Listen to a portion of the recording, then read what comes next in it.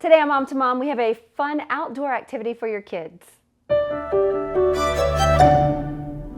Today we are making nature bracelets for our kids. It's always a fun activity to kind of get our kids outside, walking around, doing fun things, and learning about the seasons. So regardless if it's fall, spring, summer, winter, it's really cool to make these nature bracelets. So what you want to do is grab some duct tape. It can be any color that you want. Then you want to grab your kiddo and kind of take that duct tape and wrap it around their wrist. Or you can do it loosely and kind of hold it when you go for those walks. And when you're out there, you can just find all kinds of creative things to get your little ones' minds working.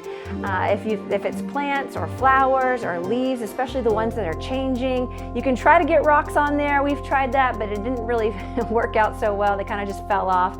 So the lighter you keep it, the better it is for these kids. And they seem to really enjoy this activity.